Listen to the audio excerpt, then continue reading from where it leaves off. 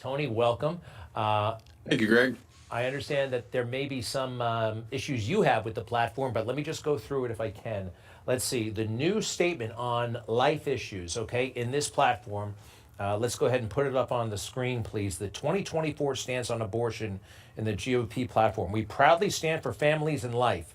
We will oppose late-term abortion while supporting mothers and policies that advance prenatal care, access to birth control, and IVF. Now, the old statement back in 2020 read like this. We assert the sanctity of human life and affirm that the unborn child has a fundamental right to life which cannot be infringed. We support a human life amendment to the Constitution and legislation. All right, so that's how it used to be. How do you feel about this change, sir? Well, first off, as Marcia said, and I was a part of the convention, the platform committee. I think it's a pretty good statement as it pertains to a campaign. It's a great campaign platform, but in terms of enduring principles to build a party on, I think it lacks substance. So this is there was a change this year, and that's fine if that's what they want to do, to make this a statement of the campaign as opposed to a statement of the party. Every other year, and I've been a part of this for many years, it's been a statement, enduring principles of the party. And I support the president in that every level we want to fight abortion. Now, he says it's a state issue, but when you look at the abortion pill, for instance, which is not mentioned in here, 70% of abortions are done, and under the FDA, they're now being sent across state lines. So to say it's a state issue, but then the federal government's trampling on the state that wants to say, look, we want to protect life, it's just logically, it's not consistent. All right, but I want to play you a moment. And Donald Trump has said this a couple of times, and I think it's very interesting. And I think it's very kind of nuanced in a good way. This is actually came up again in the debate, E02, if you don't mind.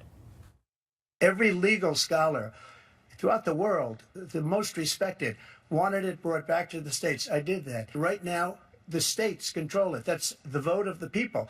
Like Ronald Reagan, I believe in the exceptions. I am a person that believes.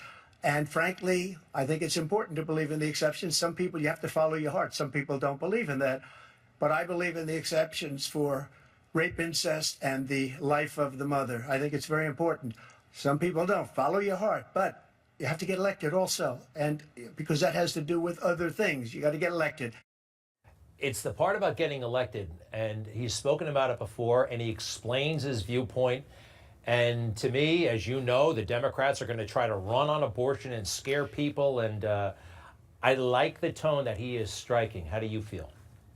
Well, Greg, back in 2022, when the Democrats made abortion an issue, and that's what many point to, saying Republicans did not get the wave they wanted in Congress, but there were 11 governors who had signed very strong pro-life pieces of legislation, heartbeat, pain capable, and all of them won re-election because they embraced the issue of life, and they articulate it, and they talk about it. Life continues to be a winning issue if we talk about it, and it's been a winning issue for the party. It's attracted a lot of pro-life Catholics and evangelicals into the tent.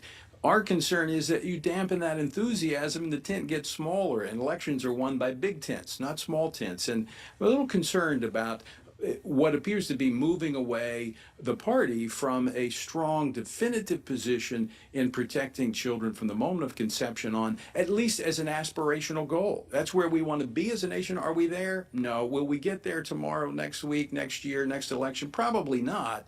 But it's for 40 years, that's been an aspirational goal for the party, and as a result, it has shaped policy at every level.